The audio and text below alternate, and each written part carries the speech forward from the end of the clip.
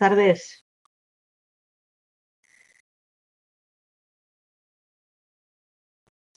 Vamos.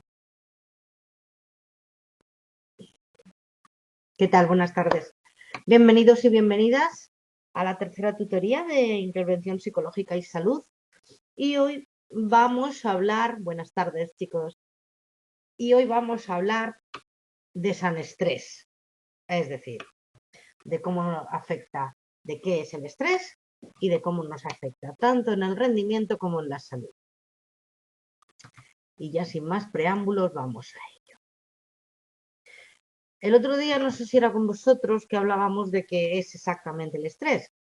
El estrés en sí no es perjudicial, ¿vale? El estrés en sí nos sirve para hacer frente a una serie de demandas que nos vienen del medio. Es, como nos dice aquí en el texto, una respuesta del organismo ante demandas tanto internas como externas, que en principio pues, nos pueden resultar amenazantes.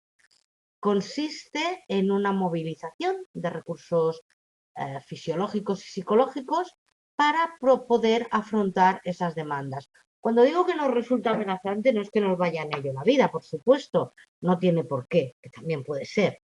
Me refiero a, pues por ejemplo, pues que se nos exija más en el trabajo y nosotros pensemos que no podemos dar y por tanto pues eso puede resultar una amenaza en un momento dado. El no saber manejar una enfermedad de un ser querido, o el no saber cómo manejar al ser querido que está enfermo, por ejemplo, en el nacimiento de un hijo, pues no ser capaz de conciliar la vida, o sea, el cuidado de la criatura con nuestra vida normal una vez pasado el periodo de excedencia por nacimiento de hijos. Hay toda una serie de cosas una serie de situaciones vitales que resultan estresantes. Unas pueden ser peligrosas, pero hay otras que se llaman, pues eso, que vienen a ser como las más habituales, las más normales, que luego os las muestro, ¿vale? El estrés es una respuesta adaptativa que puede ser beneficiosa para incrementar y mantener el rendimiento y la salud, porque puede movilizar a las personas para que funcionen también de manera eficaz y saludable. No tiene que ser siempre que nos veamos desbordados, ¿no? Como yo digo, a veces a veces la sensación de cuando tenemos muchísimo estrés durante mucho tiempo es que estás en la orilla de la playa, os ha pasado de pequeños o ya de más mayores, viene una ola y te da la voltereta, ¿no? Entonces te ha sobrepasado la ola. No, en un momento dado, pues si estamos pendientes de la ola, podemos saltar. Esa sería una adaptación beneficiosa, ¿vale? Una respuesta adaptativa beneficiosa. Saltaríamos y nos sentiríamos bien porque la ola no nos ha capuzado, como decimos por aquí. Un exceso de estrés, pues eso ya lo sabéis todos, tanto cualitativo como cuantitativo, evidentemente sí que nos va a perjudicar gravemente tanto en nuestro rendimiento como en nuestra percepción del mundo como en nuestra salud al final. Porque la salud mental al final sabéis que acaba incidiendo en la salud física de una manera o de otra. Bueno, más bien de muchas. Bien, el estrés. El peso que sobrellevamos todos sobre nuestras espaldas y que es el rey en nuestros días. Porque decidme que vosotros, entre vosotros, os juro que si me lo decís, me lo tengo que creer. Pero, ¿alguno de vosotros que jamás haya sentido estrés? Estrés en el mal sentido, ¿eh? No en el adaptativo. ¿Hay alguien que jamás haya sentido estrés? Al revés, os lo voy a decir al revés. ¿Cuántos de vosotros habéis sentido o estáis sintiendo que estáis estresados? Va a ser más rápido.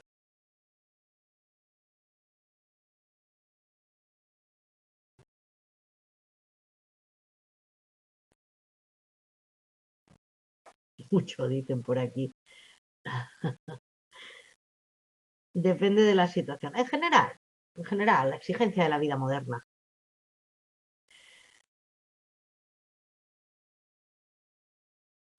Por ejemplo, Manuel, eh, si lo puedes decir, ¿eh? ¿Cuál es cómo te diría yo, tu mayor fuente de estrés en este momento?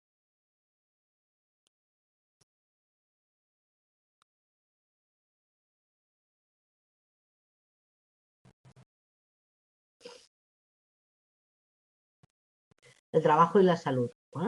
Son dos fuentes importantes de estrés. Ahí quería llegar yo. Hay vivencias, situaciones del día a día que nos llevan a sentir estrés. Es lo que llamamos los actos vitales estresantes. Vamos con los objetivos, bien. Luego por estar estudiando, ¿vale? Los problemas de mis hijos que no se pueden controlar porque ya son adolescentes. Con el clero has topado. Y se siente que se te escapa de las manos. No, en realidad, mira, yo tengo un aborrecente en casa, ¿vale? Pero yo creo que no se nos escapa de las manos. Tenemos que confiar un poquito más en lo que ya hemos sembrado, sobre todo con los aborrecentes, como digo yo. Tú has estado sembrando durante, ¿cuántos? ¿12 años, 13 años? Bien, confía un poquito más en lo que has sembrado en esta criatura. Que, a ver, esta etapa la tienen que pasar sí o sí y se vuelven tontos perdidos. Yo tengo la teoría de que se les estira la nariz, se les cae un poquito el labio y les falta la gotita baba. Están tontos perdidos. Pero bueno, ¿qué le vamos a hacer? Son nuestros hijos. Es una época de muchos cambios para ellos, es una época en la que es que ni siquiera ellos mismos se entienden, pero pensad que lo que se llevan de casa desde que son chiquititos, que es lo que han comido en casa, ahí todavía lo tienen. Pero bueno, seguimos estando ahí nosotros para poner normas y límites, por mucho que les pese. El trabajo, las cargas de trabajo, los objetivos que nos imponen a veces. Yo no sé cómo es que en los trabajos, bueno, la gente que yo conozco que trabaja por objetivos, yo siempre les digo, pero muchacho, pero esta gente sabe realmente lo que es una persona trabajando, porque a veces los objetivos que se ponen son estratosféricos. Dices, pero ¿cómo lo voy a conseguir?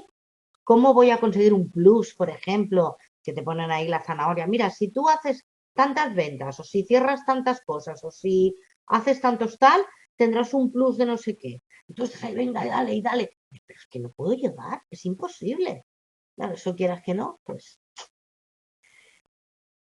vale. Y luego el combinarlo con estar estudiando. Y luego el tema de la salud. El tema de la salud, pues evidentemente cambios importantes en el estado de salud, sea nuestro o sea de la persona con la que compartimos nuestra vida, pareja, hijos, los más cercanos, es un factor estresante importante. Y luego la de los familiares o personas queridas, como padres, como amigos. Vamos a ver un poco las características básicas del estrés y luego pasaremos al listado este que os comentaba antes. Vamos a ver. El estrés siempre viene determinado por una interacción entre dos tipos de factores, que son una serie de circunstancias o situaciones que son potencialmente estresantes, ¿vale? Que pueden provocar o no estrés, y las características personales, que son aquellas que puestas en interacción con situaciones potencialmente estresantes aumentan la probabilidad de que ocurra un estrés. Quiero decir, si yo, por ejemplo, soy una persona que cara al público tengo la capacidad de mantener la calma y me ponen en atención al cliente o en quejas, posiblemente, pues bueno, pues no me estrese tan fácilmente como una persona que no soporta el que alguien le pueda reñir, le pueda hablar mal, le pueda reclamar, ¿vale? Personas que, por ejemplo, no soportan las situaciones de discusión. ¿Qué pasa? Es que ni siquiera veo los... Perona es. Veo que estáis entrando y saliendo. ¿Todo bien?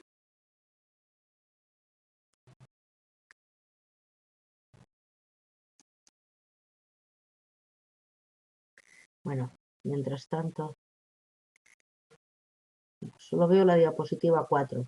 Claro que estábamos en la 4. Ahora estamos en la 5.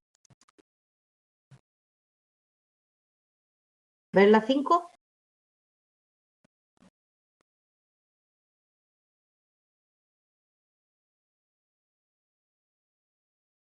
No, no, no. No se te ha quedado pillado. Bueno, a veces se queda, ¿eh? No te sorprenda. Bueno, ¿cuáles van a ser? Continuamos con las características básicas del estrés. Vale, la interacción que decíamos antes, referida a las situaciones potencialmente estresantes. Ay, perdón. Quita, hombre. Exactamente, a las situaciones potencialmente estresantes y a las características personales, esta interacción se produce en la valoración que hace la persona de esa situación potencialmente estresante. Y también en ella se produce la percepción y valoración de cuáles son mis recursos para hacer frente a estas situaciones. Entonces, del resultado de esta interacción de, uy, me viene una situación estresante, bueno, vamos a ver, ¿qué recursos tengo yo para hacerle frente a esto? Pues del resultado de esta interacción dependerá la aparición, duración e intensidad de la respuesta de estrés y sus manifestaciones físicas como ansiedad, hostilidad, ¿vale? Que la respuesta del estrés puede tener consecuencias favorables o desfavorables en el rendimiento y de la salud de quien lo padece. Eso ya lo tenemos bastante claro. Si yo, por ejemplo, me encuentro ante una situación de, yo qué sé, mira, poner por ejemplo, a mí me cuesta muchísimo trabajar con niños abusados, me cuesta horrores. Por suerte, pocas veces tengo que hacerlo porque se suelen trasladar estos casos a UTASI, a la unidad de tratamiento del Gobierno Balear de aquí. O si no, se trasladan a otros, ¿cómo se dice? A otros recursos. Pero si no hay más remedio, pues me toca verlos, ¿no?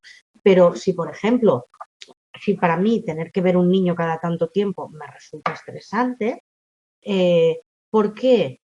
No porque en principio no tenga recursos, porque se supone que los tengo los conocimientos, tengo los estudios, tengo la preparación, pero me duelen. A mí estos niños me duelen y me resulta tremendamente estresante tener que tratar a estas criaturas. Trabajar con los padres, ayudarles a sobrellevarlo, ayudarlos ayudar a los padres a ayudar a sus hijos. Eso no me importa. Pero yo creo que si, por ejemplo, a mí me pusieran continuamente niños de estas características, pues yo me iba a estresar muchísimo y probablemente acabaría por dejar el trabajo, ¿vale? ¿Por qué? Porque para mí tener que ver a una criatura de estas, pues me toca, me pone nerviosa y porque siempre pienso que tal vez, para mí los niños son material precioso, entonces un paso mal dado y si meto la pata y le destrozo la vida a este niño en lugar de ayudarle y curarle. ¿Me explico? Entonces dirás, pues qué poca seguridad, pues sí. Para mí los niños pequeños son material muy delicado y hay que estar totalmente enfocado en ellos y muy, muy, muy, muy bien formado. Por eso hay compañeros míos que únicamente se dedican a esto. Yo me dedico a otros tipos de víctimas, de hecho a todo tipo de víctimas que me caigan mientras sean adultos. Adolescentes también, pero sobre todo adultos. Pero con los niños víctimas de abusos sexuales, porque víctimas de violencia, víctimas de, sí, de violencia intrafamiliar o de maltrato físico, todavía. Pero las víctimas de abusos sexuales no, no podría, creo que no podría. Y para mí sí que sería que en mi percepción de valoración de mis propios recursos, como que no lo vería. Acabaría estresándome un montón y sería poco eficaz. ¿Vale? Me enrollo como una persiana, pero lo habéis entendido, ¿verdad? Vamos a ver. Tenemos las variables situacionales potencialmente estresantes, que son aquellas situaciones que pueden tener trascendencia para la persona, que implican cambios significativos en la vida cotidiana o que obligan a sobrefuncionar para manejarlas o adaptarse a ellas. Por ejemplo, aquí el compañero que nos decía que el tema de el trabajo, los objetivos, luego tener que estudiar, ostras, pues sí, te estás viendo obligado a sobrefuncionar para poder adaptarte a todas las exigencias que estás teniendo, ¿vale? Estos cambios significativos o estas situaciones, sobre todo si son novedosas, inciertas, ambiguas, conflictivas, difíciles, insolubles, que no le encontráis la solución, o que resultan desagradables o dolorosas o molestas o incómodas o poco gratificantes, estas son las que realmente tienen un mayor potencial estresante. Dejadme ver si tengo por aquí el listado que os quería enseñar. Ver. Mirad, aquí tenéis la escala simple. Ábrete Sésamo. Aquí está. No sé si lo vais a ver muy bien, pero os lo podéis descargar, ¿de acuerdo? La escala de acontecimientos estresantes simplificadas, ¿vale? Aquí solo hay 42 ítems, podríamos meter todos los que quisiéramos. Pero, por ejemplo, una puntuación de 100 se la adjudica a la muerte de un cónyuge. Una de 73 sería un divorcio, una de 65 sería una separación matrimonial, un encarcelamiento sería un 63, la muerte de un familiar cercano sería un 63 dentro de una escala de 100 en cuanto a gradación de estrés que puede llegar a provocar. Que puede llegar a provocar, no que sea real. O sea, el potencial estresante que tiene. Que puede haber gente que diga, pues para mí sería peor, yo qué sé, pues una enfermedad o un divorcio que no una muerte, ¿sabes? Por ejemplo, pero bueno, esto ya es un poco estandarizado. Por ejemplo, el casarse tiene un 50, o sea, el organizar una boda, ese cambio, ya no solo organizar la boda, sino ese cambio de, hasta ahora a lo mejor hemos estado viviendo juntos o no, pero irnos a vivir juntos con todo lo que supone ya el matrimonio, la consolidación de la pareja ante la sociedad, legalmente, pues eso en su momento, cuando antes no estaba tan de moda vivir juntos, pues resultaba ser un cambio vital tremendo, un cambio muy grande para la gente. Ahora pues puede que no tanto, pues quedarse en paro, un despido del trabajo, estamos en un 47, la reconciliación después de una separación del matrimonio es un 45, una jubilación, hay personas que para ellas la jubilación puede tener un potencial 45, pero otras tienen un 90. Eh, eh, Drogadicción o alcoholismo, tanto mío, o sea, tanto propio como de alguien cercano, un embarazo, es un 40, el nacimiento de un hijo, también la incorporación de un nuevo miembro a la familia, sobre todo el primer hijo, es un momento de mucho estrés para la pareja. Yo qué sé, reajustes en la empresa, cambios de situación económica, pasar a ganar menos o a ganar más, que también puede ser estresante, la muerte de un amigo íntimo, que puede ser un 37, en un 36 tenemos el cambio de tipo de trabajo, ya bajamos más abajo y, por ejemplo, tenemos 29 en problemas legales, eh, eh, pues yo qué sé, un logro personal notable podría ser un 28, supondría un aumento, un ascenso, por ejemplo, o un récord, ¿vale? Un cambio de las condiciones de vida, problemas con el jefe, eh, cambio de actividades religiosas, por ejemplo, un cambio de actividad de ocio, eh, unas vacaciones, unas navidades. Las navidades para muchas personas son tremendamente estresantes, ¿eh? Cuidado. Y lo último en este caso que nos pone es leves transgresiones de la ley, que supone un 11. ¿Vale? Ya veis que son situaciones cotidianas bastante normalitas, que nos pueden pasar a todos en un momento dado. Que parece mentira que es que incluso un... A ver, aquí. ¿Dónde está el tema 2? Este.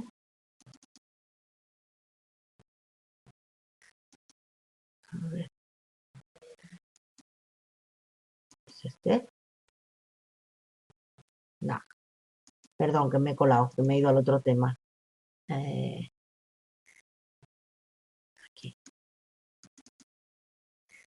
¿Es este? Sí. Vale.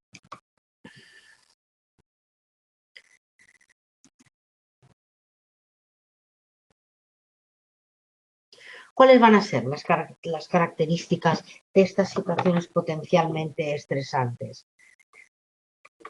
Pues en principio las propias manifestaciones del estrés, la ansiedad, menor energía y sus efectos perjudiciales como rendir peor, tener crisis, tipo asmática, tipo lo que sea, son potencialmente estresantes, pudiendo provocar más estrés tanto su presencia real como las cogniciones que anticipan la posibilidad de que aparezcan. Miedo a los síntomas, por ejemplo, una persona que puede haber sufrido un infarto, pues simplemente con que le moleste el brazo, pues ya le puede provocar un estrés tremendo porque puede estar pensando que le está dando otro infarto, o una persona que tenga una crisis de asma, como dice aquí, importante, pues el quedarse sin aliento ya puede suponer pues una, una situación potencialmente estresante porque no quiere volver a pasarlo tan mal como la otra vez, ¿vale?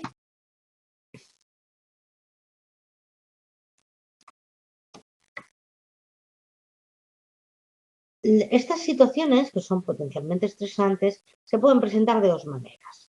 Como eventos de gran importancia, y que basta que aparezcan una sola vez para que provoquen reacciones de estrés intensas, como pueda ser un abuso sexual, como pueda ser una agresión física, un accidente, o sucesos importantes de prolongada exposición o que coinciden con otros sucesos estresantes.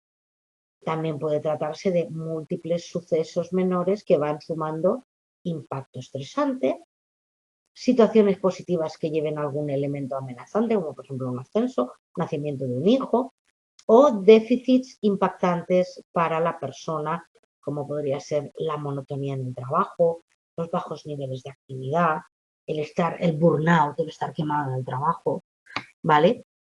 Eh,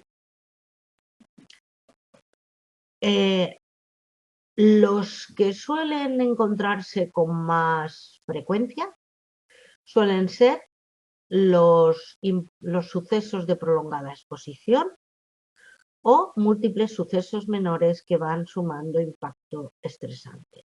El segundo es un poquito como por desgaste y el primero es por inundación, básicamente, ¿vale? Y yo os pondría, por ejemplo, eh, pues que en sucesos importantes de prolongada exposición, pues podría tratarse un tema de violencia de género, por ejemplo, o una enfermedad grave de alguien sin cura, un cáncer, por ejemplo, de un familiar, pues junto con un despido, ¿vale? Y luego sucesos menores que van sumando impacto estresante. Pues no me ha salido bien este proyecto, me he pinchado la rueda del coche, me han dado un golpecito volviendo, voy a tener que estar 3 días sin coche, a ver ahora cómo me organizo, no puedo llevar a los niños al colegio, tengo que pedirle un favor al vecino, me explico, ¿no? O sea, son múltiples sucesos que van encadenados unos a otros. Yo os digo, yo son los que más me encuentro. Evidentemente, como servicio de atención a víctimas, sí que es verdad que me encuentro mucho abuso sexual, agresiones, bla, bla, bla. Pero en la vida cotidiana me refiero, son estas dos las que nos vamos a encontrar con más frecuencia, ¿vale? Vamos a hablar de las características personales relevantes, porque la presencia de situaciones potencialmente estresantes no basta para que se manifieste el estrés, ni para predecir la duración, ni la intensidad, ni los efectos sobre la salud. Em, Hay un modelo, que es el modelo de exposición interaccionista, formulado por Lazarus y Follman, que nos dice que la presencia y el impacto del estrés depende de la valoración de las que las personas hacen de la situación estresante y de sus propios recursos para hacerle frente. La valoración que hace la persona de la situación estresante dependerá de sus patrones de conducta, evidentemente, los estilos de afrontamiento que tenga esa persona, las creencias, las actitudes, el locus de control, ¿vale? ¿Alguna pregunta?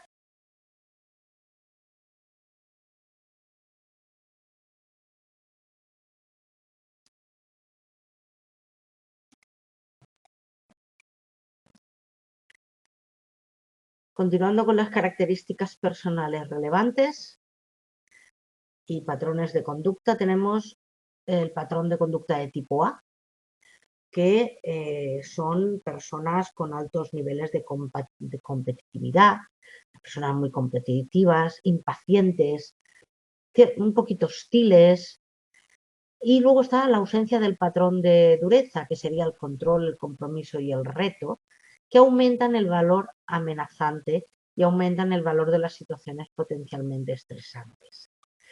El patrón de tipo A lo que hace es ayudar a rendir más en algunas situaciones, pero también va a favorecer el deterioro de la salud o baja de rendimiento a largo plazo. ¿Qué pasa? Que este tipo de patrón, quiero decir, vosotros acordáis en los 80 que se puso, igual eran muy jóvenes, se puso de moda 80-90 de los ejecutivos agresivos que eran 100% implicados en el trabajo, que no tenían horario, que trabajaban como negros, se hicieron muchísimas películas al respecto. Entonces eran eso, personas competitivas, impacientes, hostiles, agresivos, laboralmente hablando me refiero, ¿vale? ¿Qué pasaba? Pues que luego de repente un día estallaban en crisis y se ponían a pegar tiros, sobre todo los americanos, ¿no? Ya os digo, el patrón de tipo A nos va a dar beneficios inmediatos, pero va a ser muy perjudicial si lo mantenemos durante el tiempo. Continuando con ello, pues los estilos que están en el otro extremo, que serían caracterizados por la negación, la huida, la evitación, la autoculpabilización y la confrontación irracional, van a aumentar la vulnerabilidad al estrés. Los estilos de afrontamiento más o menos estables, lo que van a hacer es que tengamos una disposición específica para hacer frente a situaciones estresantes de manera más efectiva.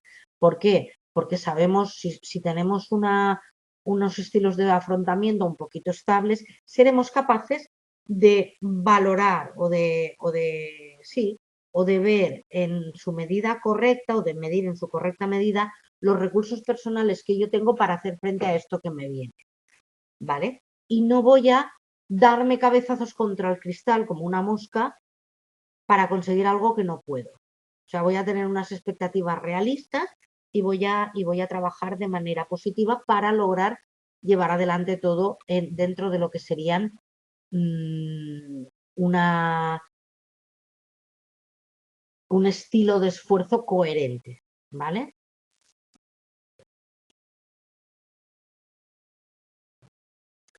Continuando con las características personales relevantes, no podemos dejar de pasar una miradita sobre lo que son los valores, las creencias y las actitudes que tienen cada persona o que tenemos las personas.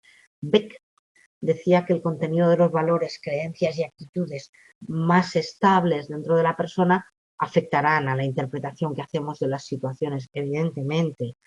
La rigidez de condiciones pues influirá en la valoración que hagan las personas de sus propios recursos y por ello la tendencia a evaluar las situaciones potencialmente estresantes y los propios recursos de forma objetiva y optimista va a reducir la posibilidad de estrés.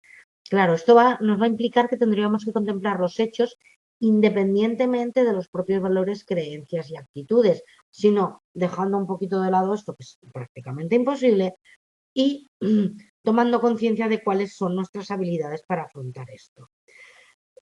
Lo que ocurre, y aquí esto creo que se les escapa, es que no podemos valorar nuestras habilidades para hacer frente a esto si no las tomamos en la medida de los valores, las creencias y las actitudes en las que hemos sido educados o hemos ido aprendiendo a lo largo de nuestra historia, ¿vale?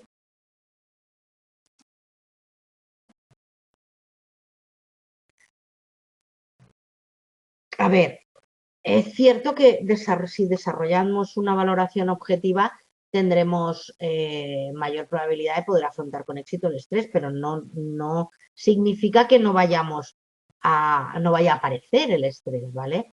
Lo que sí que propicia es el mejor conocimiento de lo que ocurre y una mayor percepción de control sobre la situación estresante. Si eliminamos o flexibilizamos valores, creencias o las actitudes más rígidas, lo que haremos será favorecer un estilo de funcionamiento cognitivo más eficaz. Y este va a ser nuestro trabajo con muchos de nuestros pacientes que acudan a nuestra consulta por vivir situaciones de estrés y no poder hacerle frente.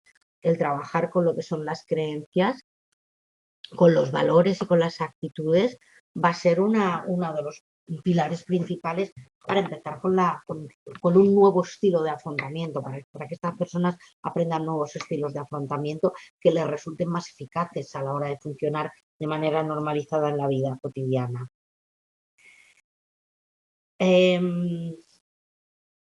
A veces, cuando una persona hace una valoración desfavorable, puede corresponder a una carencia real de recursos. Entonces, una persona puede tener una habilidad para relajarse, pero no tener tiempo para practicar. Yo le puedo enseñar a un paciente técnicas de relajación que si él no las practica en casa, tenemos un tío en grana. Es lo mismo, que no tenemos tío ni tenemos nada. La ausencia de recursos y habilidades dificulta la posibilidad de obtener tres objetivos principales, que serían solucionar las situaciones, o bien manejarlas adecuadamente, aunque no se eliminen, o bien aliviar su impacto perjudicial, ¿vale? Al no tener estos recursos o estas habilidades, pues se nos va a llevar la ola, nos va a dar la voltereta completa.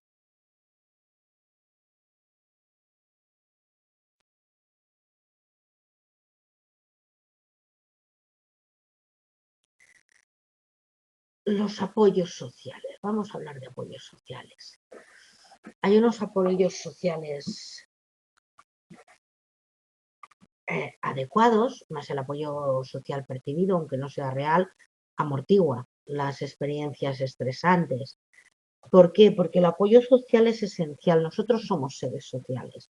Aunque haya personas que sean más solitarias o más independientes, todos necesitamos siempre de alguien, de un grupo, de una persona o de varias, en las que apoyarnos, en las que sentirnos bien, en las que sentirnos como en casa. Tenemos los grupos de amigos, tenemos la familia, tenemos los amigos o compañeros de trabajo, porque hay compañeros de trabajo que se acaban convirtiendo en un dolor de muelas y hay otros compañeros de trabajo que acaban siendo como de la familia, ¿verdad?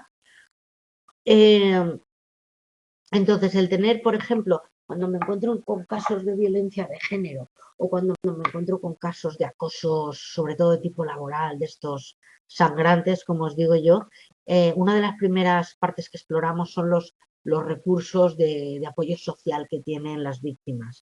Si hay una buena red, si una persona tiene una buena red de apoyo social, el pronóstico es más que positivo y más que favorable para la recuperación de esta persona. ¿Por qué el apoyo social, la red de apoyo social es tan importante? Pues porque reduce la trascendencia global de las situaciones y las situaciones potencialmente estresantes. Porque aumenta la motivación por el reto a superar la situación, porque estoy apoyada, porque estoy abrigadita con esta gente.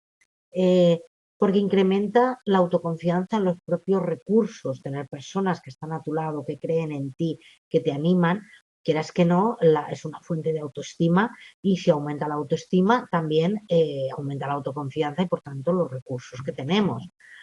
Además, como decía Sun Tzu, señor de la guerra, la fe en la victoria es el 50% de la victoria, ¿verdad? Pues eso. Eh, también ayuda a controlar el estrés cuando este ocurre. ¿No os ha pasado nunca que lleváis una semana de perros, pero de perros? Llamáis a vuestro amigo o a vuestra amiga, oye, sácame, vámonos un rato por ahí. Te vas un rato, despotricas, sueltas toda la porquería que llevas dentro y al final acabas riéndote y pasándolo bien. Vale, pues es también una forma de descargarnos. En casos de exceso de dependencia o indefensión, evidentemente el apoyo social va a favorecer el estrés y sus efectos perjudiciales. Esto nos ocurre, por ejemplo, en los casos de dependencia emocional de las víctimas de violencia de género. La dependencia emocional es como la bestia negra con la que nos tenemos que enfrentar los psicólogos que trabajamos en este tipo de casos, porque las mujeres que han sido víctimas de violencia de género, vamos a decir las personas que han sido víctimas de maltrato por parte de sus parejas, en muchas ocasiones presentan una dependencia emocional. Sí, sí, me ha pegado o me ha destrozado moralmente o psicológicamente, pero es que yo le quiero. pero es que yo estoy enamorado de esa persona, no es enamoramiento, es dependencia. ¿Por qué? Porque esta persona ya se ha ocupado a lo mejor de quitarte cualquier apoyo social, de quitarte cualquier red a la que tú pudieras acudir, de hacerte creer que sin esa persona no vales, de hacerte creer que él, es una de las pocas verdades que dicen, o ella, la persona que ha maltratado a la otra, sin ti no soy nada, ¿cierto? O tú sin mí no eres nada. Esto es lo que yo os decía de cuando un crío chico te pasa la vida diciéndole a un niño pequeño, nene, es que eres tonto, nene, eres tonto, nene, pero si es que eres tonto, este niño va a crecer creyendo que es tonto. Pues esto es lo mismo que ocurre en los casos de violencia contra las parejas.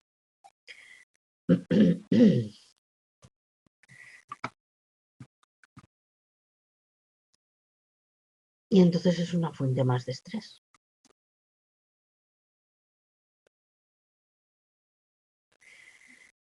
En cuanto a las respuestas que tenemos ante el estrés, tenemos generalmente un nivel de activación general.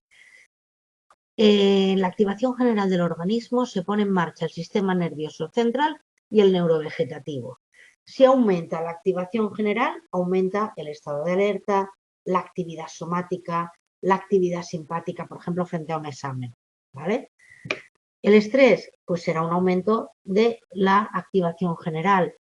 Un sobreesfuerzo nos dará efectos negativos. Un aumento de activación nos puede dar efectos beneficiosos mientras no se prolongue en exceso en el tiempo, ¿vale? Si se prolonga en exceso nos va a dar agotamiento y ansiedad.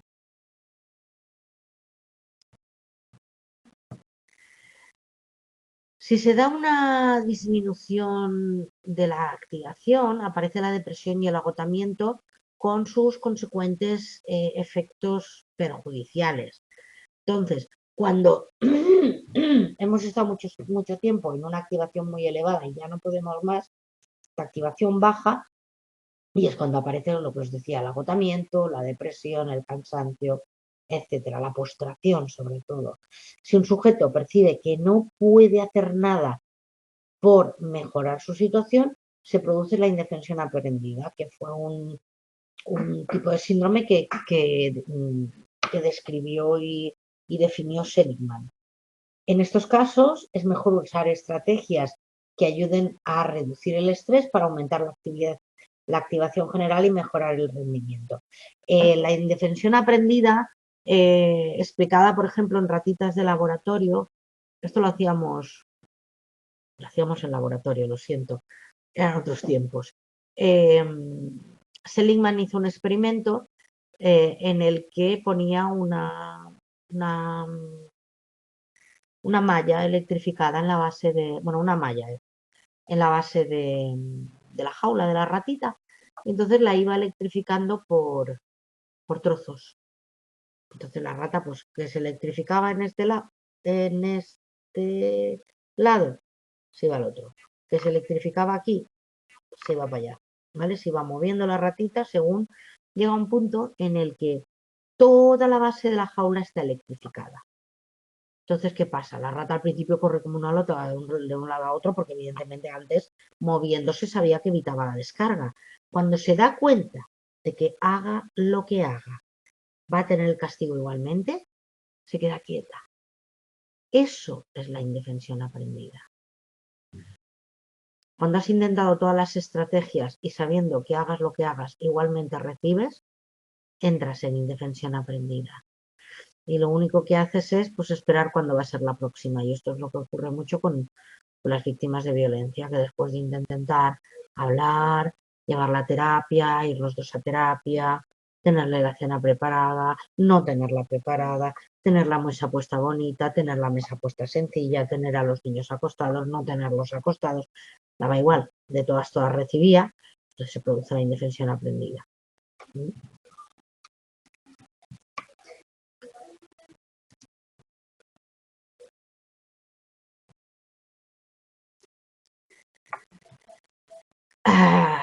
En cuanto a las respuestas del estrés, hay una serie de manifestaciones relacionadas con el aumento de la activación y si se relacionan con un aumento de activación, estas respuestas de estrés, observaremos que hay tres tipos. En primer lugar está la motivación, que se presenta cuando la persona percibe que podría disponer de recursos adecuados para controlar la situación estresante y asume el reto de conseguirlo. Luego tenemos la ansiedad, que es otra respuesta que se puede dar, que es miedo y preocupación incontrolada, inseguridad. Favorece que la persona evalúe la situación de forma correcta, evite o escape de la misma, actúe impulsivamente o simplemente no actúe. Y ya finalmente la hostilidad, es decir, la insatisfacción, el disgusto, el enfado, la rabia, la agresividad. Si está controlada, se puede propiciar condiciones de rendimiento favorables, pero puede afectar gravemente a la salud si se mantiene durante mucho tiempo.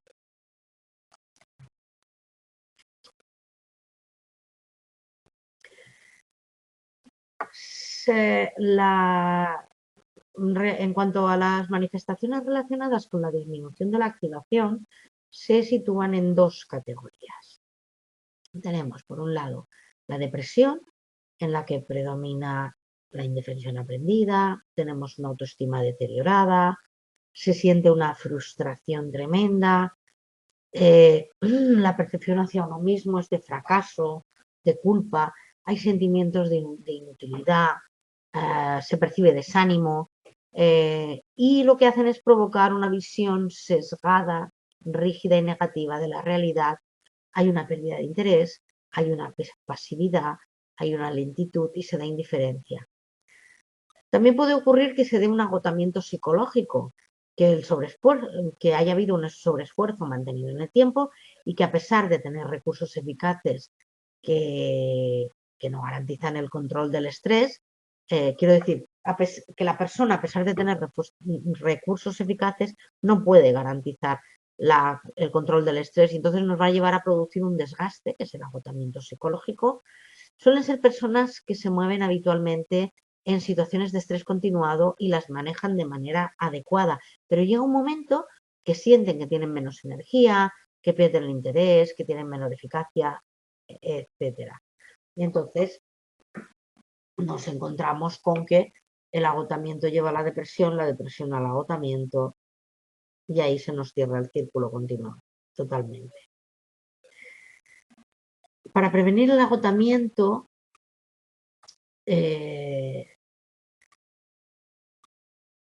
tendremos que buscar estrategias que nos ayuden a optimizar el rendimiento, a controlar el estrés, a optimizar la salud, a minimizar el sobreesfuerzo.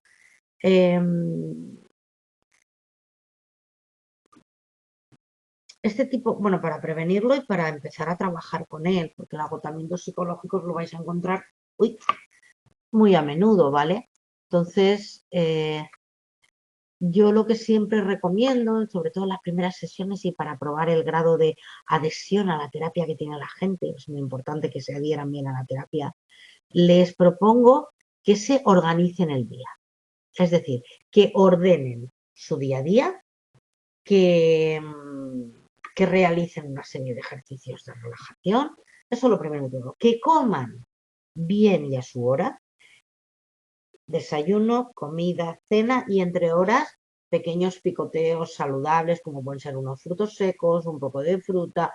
Si es una persona que ha adelgazado mucho, pues chicas, zámpate un bocata, ¿vale? Hacer ejercicio. El ejercicio siempre va bien, sobre todo el de tipo cardio, porque ayuda a liberar endorfinas y serotonina, hacer un poquito de ejercicio y sobre todo, a escucharse el cuerpo. Hay muchas veces que tienes que decirle a la persona, para ahí, porque no te das cuenta que te estás exigiendo demasiado y precisamente como no logras llegar a tus propias exigencias, te deprimes y como te deprimes dices que no puede ser y me vuelvo a exigir demasiado, estás en un círculo vicioso. No, hay momentos en los que tienes que parar al paciente y decirle, a ver, para. Ahora mismo lo que te vas a permitir va a ser un poquito de autocompasión.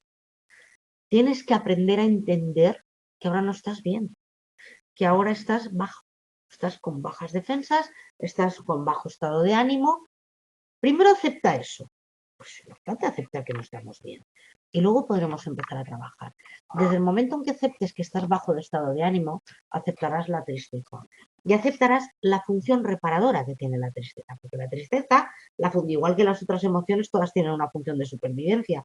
En este caso, la tristeza nos hace cerrarnos un poquito, hacer un poco de cocún, ¿vale? Para llorar, para lamernos las heridas, para lo que sea necesario, para luego volver a salir a afrontar el mundo. Entonces, date tiempo, cuídate, mímate un poquito por un momento, por un rato en tu vida, conviértete en el ombligo de tu mundo. Lo de girar la cámara en vez de estar pendiente del trabajo, de los hijos, del marido, de la madre, no sé qué. Vamos a girar la cámara y vamos a centrarnos en ti. ¿Por qué? Porque en la medida en que tú estés bien, tu entorno también lo estará y serás más capaz de manejar todas estas situaciones que me estás diciendo que te están desbordando. Y la gente lo entiende bien a esto.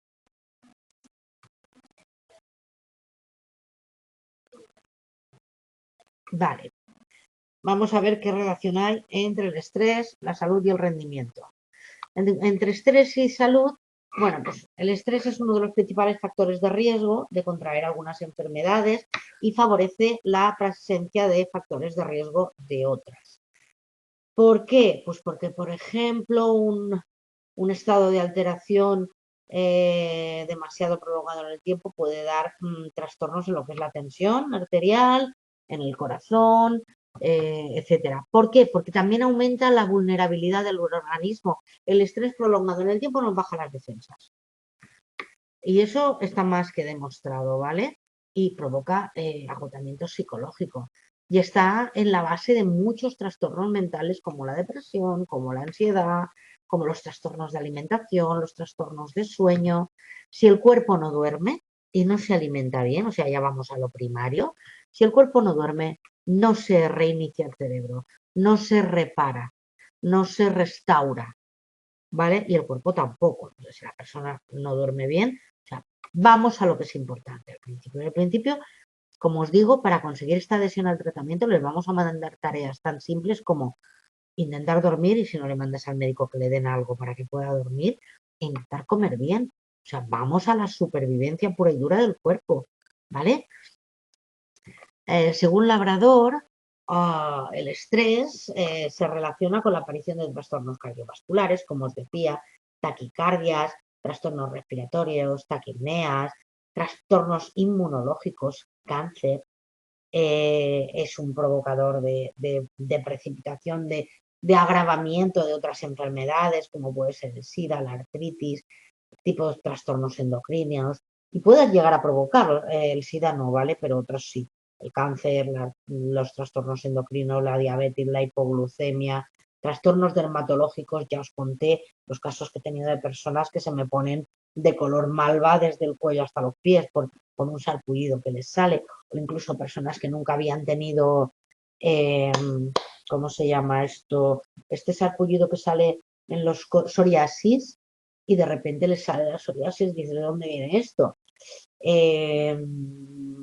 Dolores crónicos, cefaleas, problemas bucodentales, pues por ejemplo cuando hay mucho estrés por la noche, las personas que tienen bruxismo, rechinar los dientes puede llevar a romper las piezas. Trastornos sexuales también. O sea, es que el estrés vamos, es un completo, ¿eh? No, no se puede decir lo contrario. Bueno, ¿alguna pregunta, familia? Ah, esperad, que tengo una cosa aquí. Os puse también el CITES-R, a ver, espérate.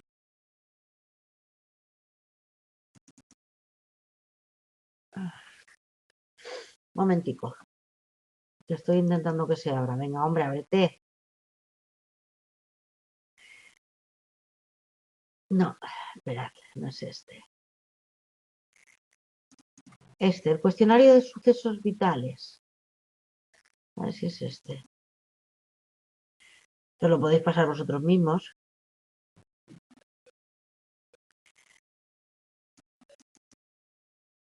Ahí. Ahí, ¿cómo le cuesta abrirse si está en PDF? Ahora, aquí tenéis un cuestionario de sucesos vitales que puede serviros. A ver, Al final de todo tenéis el cuestionario en sí, os lo podéis pasar o pasarse a alguien que conozcáis para ver hasta dónde llegan nuestros niveles de estrés si queréis, ¿vale? Ay, venga, hombre. Mira, está claro que no me deja. Hoy esto va más lento que el caballo del malo. Pero bueno, echadle un ojo, que ya veréis que os va a gustar, ¿vale? Venga, lo dicho, preguntas.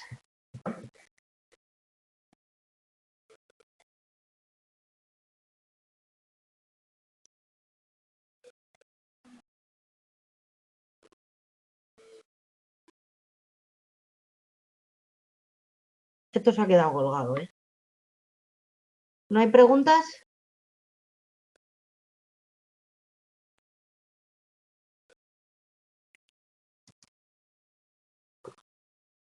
Qué mal.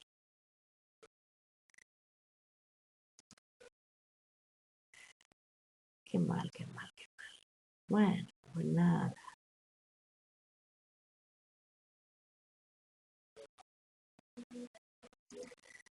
Bueno, pues la semana que viene,